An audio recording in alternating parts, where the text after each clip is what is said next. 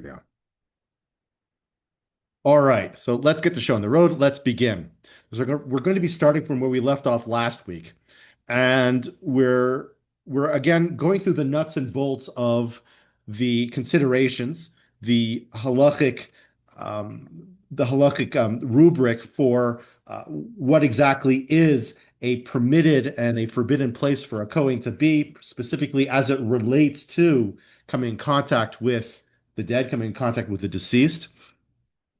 And primarily, we said that there is an imperative for the Kohen to conduct themselves in a way that reflects the sanctity of their office. Even if they're not performing the office, even if they're invalid for the office, they still represent their office. So we said, for example, a Kohen, you can't perform the service because they're missing a hand or there's some other blemish that they have. They're still required to observe these same rules and these same laws.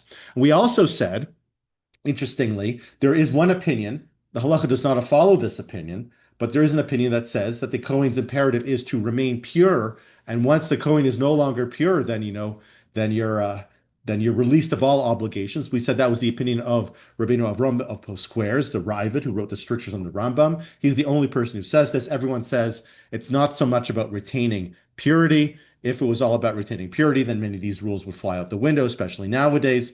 You would go to one funeral, you go to your a relative's funeral, you're allowed to be there, and now Bob's your uncle, you can go to every funeral. And it's obviously not the way we operate. The metric is not retaining purity, but rather conducting themselves in a way that reflects positively on their office, a sacred office, which means coming in contact with the deceased is a behavior that is in conflict with this, and as such, is forbidden, regardless of the purity or impure state of the participant.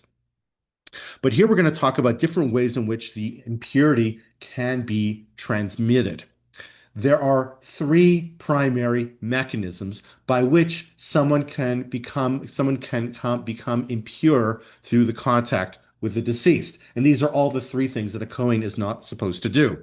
So let's begin. In the middle of page 8, there are three different ways that one can become tame, which is ritually impure, from a mace, from somebody who's passed away from the deceased.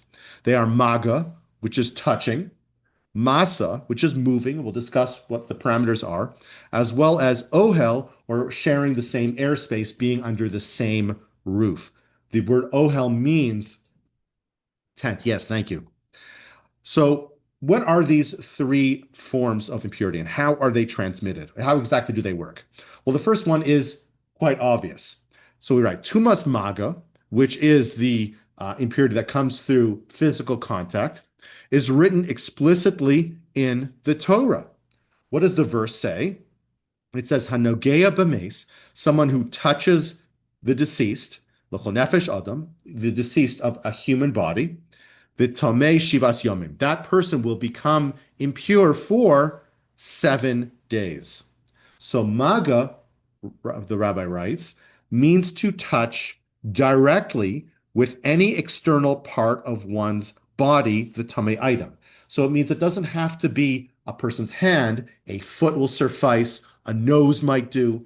Any physical contact that comes, even an elbow, as long as it's directly skin on skin. And he writes, if there's anything interposing between the person's skin and the source of the impurity, which is the deceased, the body, the tuma isn't transferred. We're going to leave the parentheses for now. So this includes items that are very thin, like latex gloves or paper.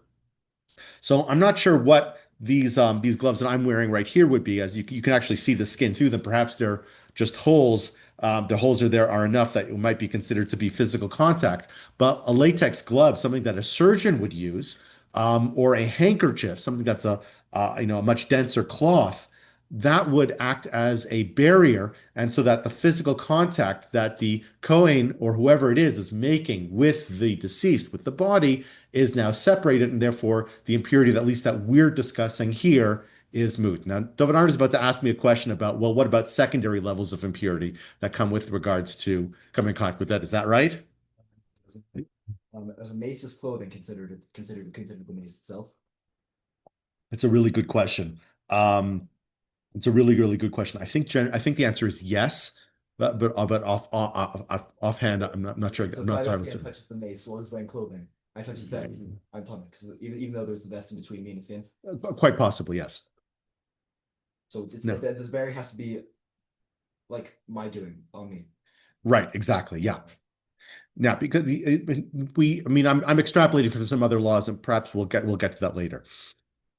Anyways, so tumas masa, which is moving the dead, and I often like think of, last week I spoke about the Monty Python skit with from the search for the Holy Grail, and just then they at the very very beginning, there's this man walking around pushing a cart, clanging, banging a pot or something, singing "Bring out your dead," because collecting all the plague stricken individuals, and somebody's, "Oh, I got one here. Oh, he's not quite dead yet."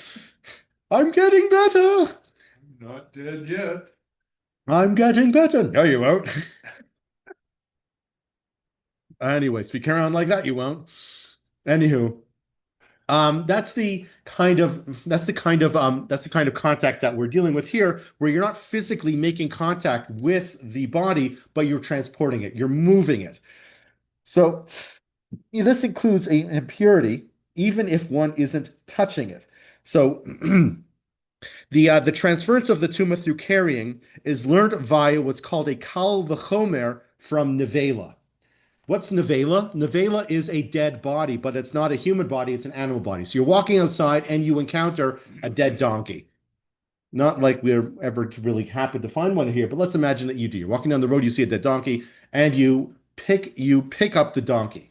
You want to take it home because you want to turn its skin into a drum. I've read Pinocchio. I know what you do with donkey skins. So you turn donkey skins into drums. But anyways, so I want to take this donkey home. So I pick up the donkey and I carry it home. So obviously I'm making physical contact with it. But even if I don't make physical contact with it, let's say I take a shovel and I just sort of shove it onto a cart or something like that for my friend or my neighbor to drive home.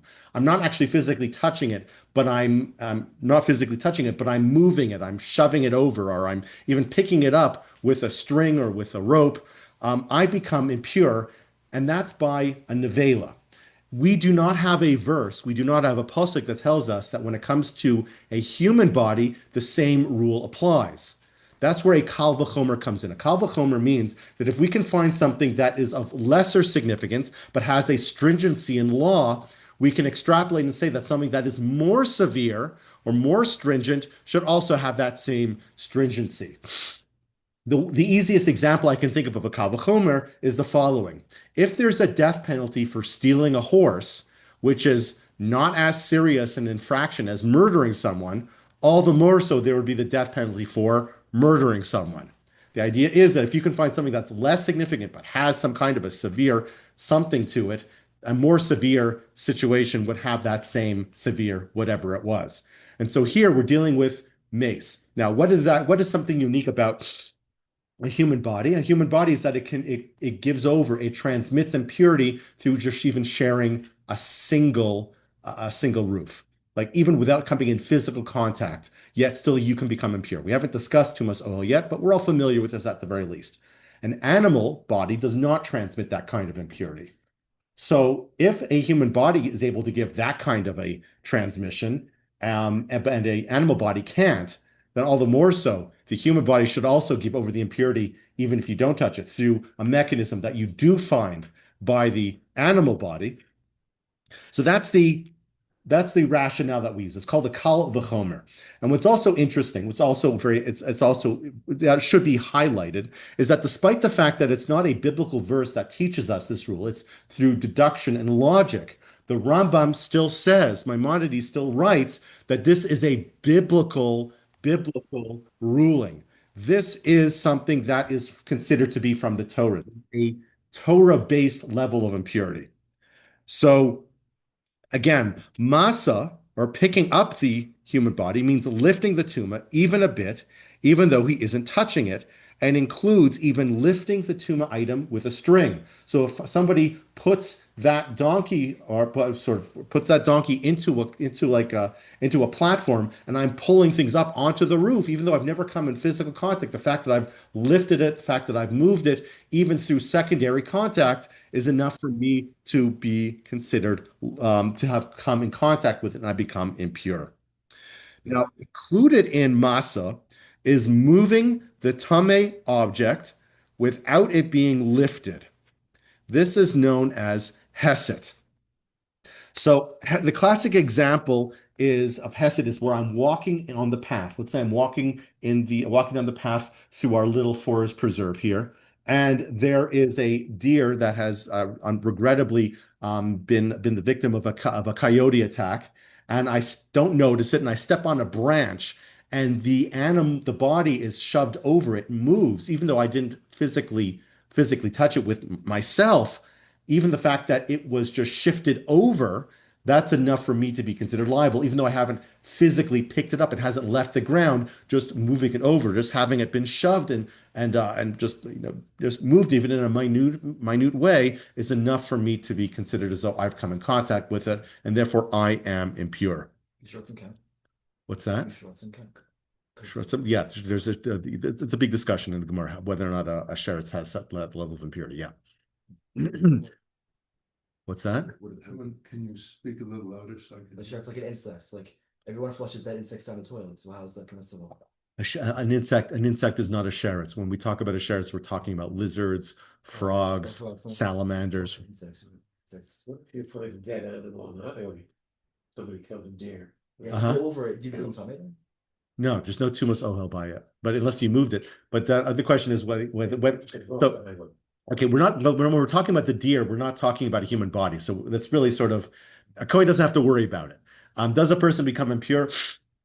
I'm not sure. The question is whether or not we say that there are secondary and other tertiary levels of impurity. When it comes to a human body, there are secondary and third level forms of impurity that come through making physical contact with it. With other sources of impurity, not necessarily so. So so in the case of the animal, it might be several degrees of separation, enough that one is not considered to be tame. I'm not sure offhand if one becomes tame, but it's not the kind of impurity that you have to be that as a Kohen you have to be terribly concerned about. Right? Kohen only has to be concerned about human bodies. That was something we said in last week's class, that there is some discussion of whether or not a Kohen has to maintain that level, has to stay away from all forms of impurity, to which the halachic authority said, the poskim write, that maybe in the times of the temple there would have been a greater imperative, but nowadays let's just stick to the human bodies. Not tame from the deer I hit in Banff with my car. No, probably not. Pieces of it still stuck to my car. Still to this day? No. Don't have the car, don't have the deer. It was not a good scene. No. I was more worried about the various consequences, and Tuma did not cross my mind. You don't have to worry about Tuma. Okay. Don't worry about it. Okay, anyways. This means that a Kohen cannot use a stick to move a tame item, use a string to pull it, or employ the use of a lever to raise or lower the item or move it about in any way. However, a Kohen could move a corpse by blowing or using an indirect force, like throwing a stick at it or throwing a rock at it. So I know it's not necessarily, that's why I keep switching back to animal bodies when we talk about this, to use that as examples. I don't want to talk about human bodies.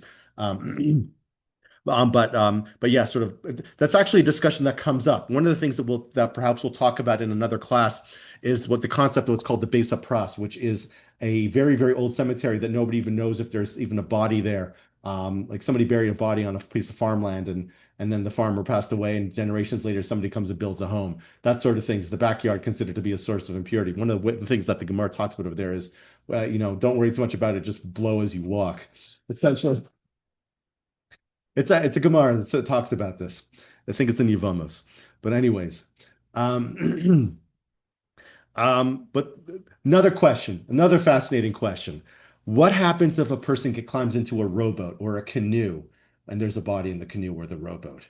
Is that considered to be a form of moving the item? Yeah. Right? You're shifting the item. The rowboat is like rocking from side to side. The canoe might be as well. What is that considered to be another form of sort of hesed? Yeah. a hesed or mas. It's not hesed. You're not actually physically picking it up, but you're sort of shifting it around. You're moving it. It is. It's a machlokes. Yeah, it comes. It says. He says over here, he says that you should be stringent. If you take a look at the notes on the bottom, he brings down a bunch of different opinions about it. But The the base, consensus of the HaKohanim is to consider the movement of a small boat to be a hesed. that's only because he's quoting the base Yosef, because the base Yosef says that you should be stringent. But you're going into the gifted class here. Let's stick to the basics. Consensus that everyone agrees. No, he can't take this. That's Consensus is in terms of contemporary practice. We all practice by and large according to the base Yosef, according to the Shulchan Aruch. no, but this is the consensus of the HaKohanim, not consensus of the B'dina. Oh, okay. Base Yosef is an Achron. Let's continue. The Rishonim discuss if a Kohen is allowed to enter a small boat that has a Tameh item on it. This is because when one steps on one side of the boat and the boat shakes, one is in effect moving the Tameh item. This discussion is not applicable to a larger boat that does not move when one moves about on it. The consensus of Achronim is to consider the movement of the small boat to be hesed, which is a form of shifting the item or moving the item. The same applies to any other type of vehicle that moves when entered or shakes due to a person's movement while inside. So like a passenger van, for example, would probably not constitute a problem. But that perhaps does not help you when you're dealing with like a rickshaw or something smaller, where any shift in one person could be felt within the vehicle. You have a roof. Uh-huh. Compared to the roof. So you're asking a good question. So generally speaking, you're right. Wherever there is going to be, whenever you have a piece of or a source of impurity that's large enough to generate impurity, to create an ohel, to create the impurity that's born of sharing the same roof, you're going to find that item is large enough to impart impurity through physical touch or shifting or moving. It's not always the case, though, that it works in the opposite way. You can have an item that's too small for it to generate the impurity that because it shares the airspace, but it's large enough for it to generate an impurity through physically moving it or touching it. They're two different. One is small. There are two different measures that are used, and the measure for physical contact or shifting or moving is smaller than the part of the impurity the part whatever it is that's generating the impurity for sharing the same airspace. So an airplane, passenger dies in an airplane. When you move the passenger to someplace out of sight. Well, I think it's when it comes to a passenger, you're dealing with the whole body. No matter where you are, no matter what you're doing, you're sharing the airspace with it. So that would constitute a problem. That wouldn't be. So I would probably say, yeah, you can move, and I wouldn't worry excessively about coming in physical contact with it if you're already sort of sharing the same roof with it. But I'd have to ask a posik about that. I'd have to ask a question about it. This applies to everyone. This isn't just Kohanic. No, we're talking about Kohanim. Yes, you would become impure, but you don't have a restriction from becoming impure. All right. Now, we have not yet discussed the tumah that comes from sharing an airspace. We're about to discuss another form of impurity that's very, very similar, but it's not quite the same thing, which is called the tumah ritzutza. A ritzutza is a compacted area. Tumas mace extends directly above and below any part of the body or the deceased item or any other item that generates that impurity. Therefore, if a person is directly over the deceased, or the deceased is directly over the person becomes tameh, becomes impure. So even if there's no roof, I walking over the grave can become impure. Or if there's a body that's suspended above me, I become impure in that case as well. This is a type of tumas ohel or airspace impurity. The person is being mahil on the corpse, or the corpse is being mahil on the person. The person is becoming the roof for the source of the impurity, or the source of the impurity is itself the roof. This is so if only a small part of the person is over a small part of the deceased, which is, if you stick your hand directly over the top of it, it can be the person would become impure through that contact, even if there's no roof over the top. The tumah that does not have a tefach of airspace. A tefach is about a hand's breadth, about 3.5 inches, about 5.5 centimeters or so. Yeah, will extend upwards to the heavens and down to the center of the earth without spreading to the sides. This is also known as tumas ritzusa, or the cramped tuma. So this is actually quite interesting. It gets something we'll be discussing at great length later on. But this means, for example, if a person is buried without a casket, or let's say a person is buried with a casket. If a person is buried with a casket, there is a tefach of airspace between the body and the earth above it, which means that the impurity does not necessarily emanate above the casket, and therefore there's no impurity above the grave. If, however, there's no casket, like how people are buried in Israel, where they're buried in the ground itself, impurity does generate upwards, and as a result, stepping over the grave, we would incur the impurity. What's that? It's only tefach. And you're 16. There's right. So there's a tefach of space within the casket itself, between the body and the top of the casket. Okay, so it only transmits if there's anyways, it doesn't transmit. If there's a tefach of space, then the airspace, the tumas ohel, the impurity that's generated that shares airspace, only fills that airspace, and it does not extend Okay, upwards. so even if it's in the open, it only goes to a tefach up. So if it's on the casket, you still won't be transmitted because you're more than tefach above it. No, because if there's nothing that's stopping it, there's no airspace. It's ground directly above it. The ground is considered to be adjunct. The air. Right, it has to be I think it airspace. should just be matter. Right, matter doesn't count. Oh, Right. He actually uses this as an example. This is a funny story, anyways. An example of tumas ritzutz would be if there were a body inside a haystack. The haystack doesn't impede the tuma, nor does it spread the tuma. So if you take a look over here, if you go back into the end of the handout that you all have here present you, there's a little diagram. You can see a haystack. It's on page 86 if you're going to take a look in the book. It's in the back, figure number 1. You can see the body. It's shaded, and you have the haystack. We say that the impurity only generates directly up above the body, doesn't spread to the sides. And so therefore, somebody walks over it, they become they can become impure through that physical contact. We'll put your finger by the place. We're going to come back to this figure in a moment. Therefore, jumping over the haystack directly over the body would make one impure. People or items that are not directly above or below the body remain tahor. They remain pure.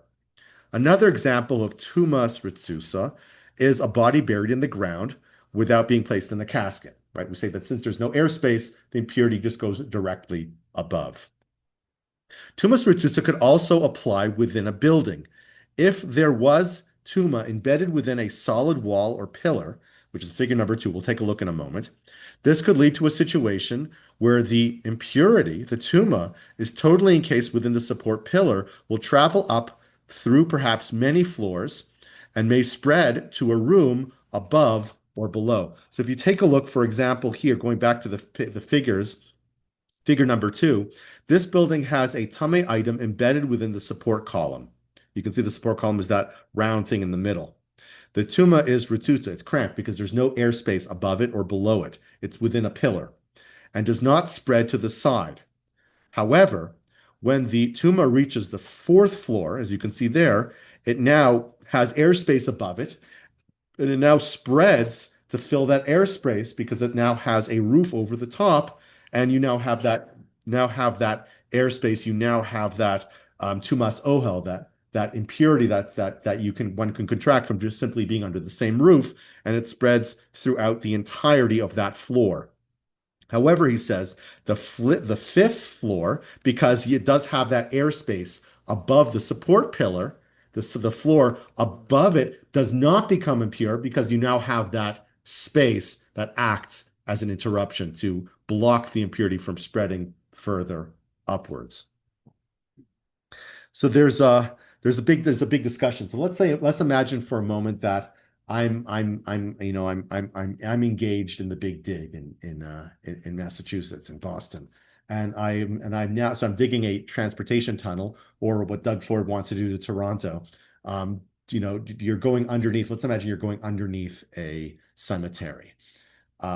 There's no airspace underneath any of the bodies. I can technically become impure from simply walking under one of those graveyards. So if you're driving underneath a cemetery, you can potentially become impure. So necessarily they all tell me because I'm so happy you asked that question. He asked a question. So let's imagine for a moment that you have a place on one side of the earth where there's a cemetery. Does that now mean that it goes all the way through the entirety of the world and comes out on the other end, They say making it's somebody very- who's there impure? Yeah. So that is it's a very serious discussion amongst the halachic authorities as to whether or not there is a boundary upon which it just stops. And I think the Chassam Sofer might actually say, I don't remember who it is. I haven't in taken a the look at first it, place, that it stops at the center of the earth because it's round. There's no underneath essentially. It then becomes above again.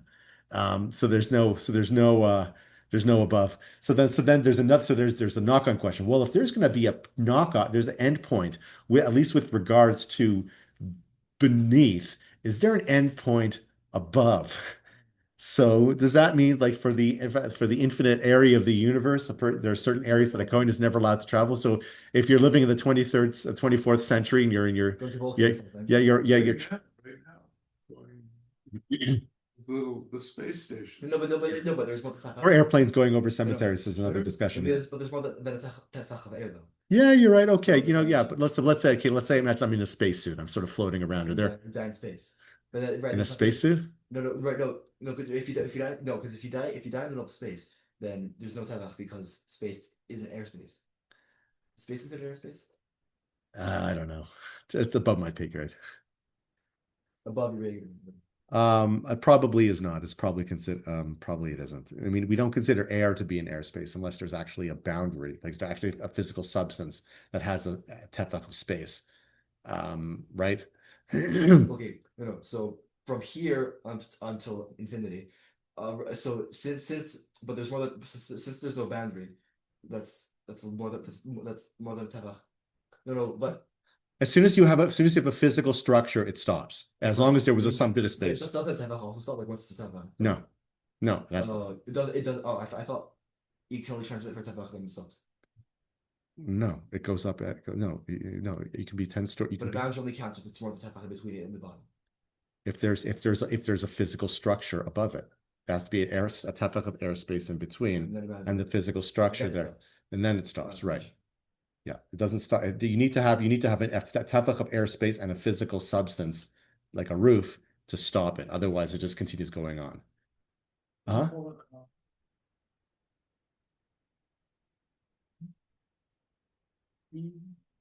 So we're gonna get to that when we start talking about like practical examples. Well, that will be a discussion of that, and that there definitely is something to that. That perhaps the airplane itself is considered to be, I mean, the luggage compartment underneath there is considered to be an area that has a boundary and a tefach of space for the person who's on top. Is perhaps saved by that. The bottom of the airplane also will probably be is also another consideration. We'll discuss all these permutations. We'll discuss all these situations. It will all be discussed. We'll get to it eventually. All right. Now, Tumas Ohel, page 13. Just as it is forbidden for the Kohen to touch the deceased, so too he may not be in the same covered area, an Ohel, as the deceased. For a Kohen to enter or to remain in an Ohel Hames, or to, in that area that shares the airspace that's underneath the roof with the deceased, would be an Isur Daraisa, a Torah prohibition that is derived from a pasuk, from a verse in Parshas Chukas. And we're going to read that verse. It says, Zos Toras Adam, this is the law of a man, ki yamus ba'ohel, if there be something that is a deceased individual in the tent, kol haba'el ohel, anything that enters into the tent, v'chol asher ba'ohel, anything that was in the tent at the time of the expiration, yitma shivas yomim, it will become tameh for 7 days. I think I thought you were fine because it was tefach, right? Yeah. The main halachos of ohel, that airspace impurity, and the general usage of the term refer to where both the person and the deceased are under the same cover. Ohel not only refers to the roof of a building or the ceiling of a room, but also includes any covered area that is a square tefach, which is that hand's breadth again, that 3.5 inches by 3.5 inches, and that has an airspace of a tefach. So you need to have a tefach cubed in order to develop this airspace impurity. Even if there are no walls, as long as there's a roof, it's enough for the impurity to spread. So a gazebo, for example, would be problematic. The halachic authorities get involved in questions. What about an umbrella? Is an umbrella considered to be an ohel that would transmit impurity? The short answer is yes, but it's a longer question. Examples include a beam, a thick tree branch. Even animals or people could create an ohel that will spread impurity. Tuma spreads under the entire area covered by the ohel. So we said before, tuma spreads, so when there's no airspace and the body is just there, we say that impurity does not spread to the sides. It just generates directly above it. When it comes to a roof or some kind of shelter structure that protects or covers over the deceased, it spreads the impurity as far as the roof goes. So if you can take a look again at some of the at figure number 3, which is on page 87, if you turn to the figure pages, you can see over here figure 3. Here we see how tuma can spread from a corpse upwards across an item, the beam or the tree, and make someone on the other side tame, to make somebody on the other side impure. And over here in figure number 4, we'll take a look at it now. Tuma can spread through a building and to the adjoining building via neighboring trees and other overhangs. So you have, for example, here on the left-hand side, a house with a body in it, and the impurity is sort of leaving the door. It's now sharing an airspace underneath the tree. And on the other side of the tree, which is sharing that same cover, has another house that has an open window. So the impurity is now being spread into that second house, as long as they're sharing some kind of roof or shelter structure, whether it's man-made or otherwise. Doesn't matter. Well, otherwise, the codes room with the Chaver Knisha. It's a separate room with a separate roof. Yeah. But the buildings, the two kind of join. They touch each other. They touch each other, but there's no. They touch each other, but they don't share a roof. I mean, what I mean to say is that they do share a roof, but there's no window, there's no space in between the Kohen's room and the main sanction and the main chapel where the body would be, where the mace would be. I want to go into that some more. This is slightly off topic, but I just don't understand and have never understood how it qualifies as a separate room. Because there are no openings that connect it to the other room. Okay. That's all you need. That's all you need. That's all you need. It's not just the sharing of the roof, but it's the sharing of the airspace. And they're considered to be separate airspaces by having walls in between. Okay.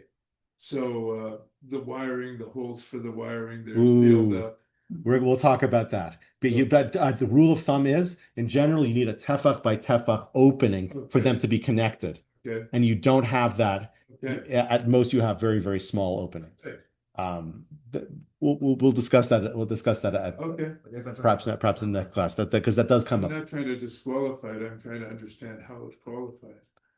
But the short answer is the openings that connect that room to the rest of the building are not large enough that they constitute a halachic connection. If there were a door, and the door had rubber gussets or something all the way around, and the door was closed, would that still render the room a safe place for Kohanic? It would, under just about in most circumstances.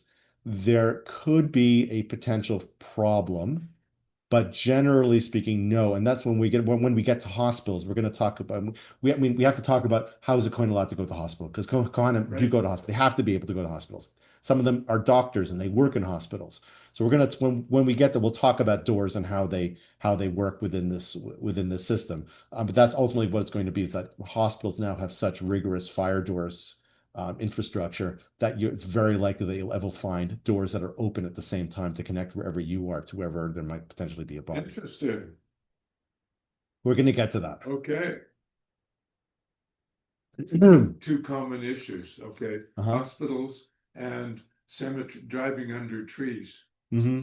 I mean, I'm not sure what else is a common issue for a Kohen in our day, but those are very common. Yeah, those are all the common. I mean, going to the museum, for example, and there's Museum, of course. science centers, and there. I mean, I remember going as a kid going to a science center to look at lungs of a smoker and a non-smoker. Unfortunately, I spend more time going to funerals than I do going to museums. Yeah, we'll get to all these cases. Right now, we're just sort of covering Sure, the basic rules, sure. and we'll get to all the ins and outs and the specific situations. We'll get there. Okay, let's continue for a short. Right. If there is a break in airspace, even of a minimal size, across the entire length of the cover, the tumor will not spread beyond that point. What's that? Like the ones. All right, or even just the space. Let's say the roof. There's you can see part of the sky for the entire that separates the entire roof structure. Just as an ohel spreads tuma to everything under it, it can also block the tumor from spreading above it. Therefore, if the deceased is in a building, the tumor spreads throughout the building, but does not defile one who's standing on the roof, even if directly over the location of the body. Because you have that tefach of airspace, and then you have a roof that stops the tumor from being generated upwards. And we'll stop here, and we'll continue from this point next week. So that means, like in a hospital, if the mortuary is, I don't know, let's call it in the basement, okay? Which I think is many places do. There's typically a tefach of airspace above the mate before you go to the ceiling. It means there's no tumor mate transmitted Upwards. vertically. Right. There's the potential for it to be horizontal through openings and through doors. Doors. And it can, there can't. Air ducts. Oh, air ducts. Yeah, we'll talk about all these cases, but generally, Are air ducts a tefach by tefach? usually, yeah. Usually they have grates over them. I mean, you never find an open, like an absolutely completely open, even over here, like even as Right. as ill as you know, our building is not known for the level of maintenance that we provide it, but even here we have covers for them. That one over there also. So Just over here. So that grate does what? That acts as a barrier? Right, you do not have a tefach by tefach opening. Ah, of course. Fantastic. It's actually a discussion. We'll get there. We'll talk about it. But there's an argument whether or not if an opening is for air, maybe it doesn't have to be a tefach for tefach. But that doesn't seem to be the halachic consensus. But there is an opinion that talks about it. All right. We'll stop Thank you here. very much. We'll continue next week. Be well, everyone at That's home. great.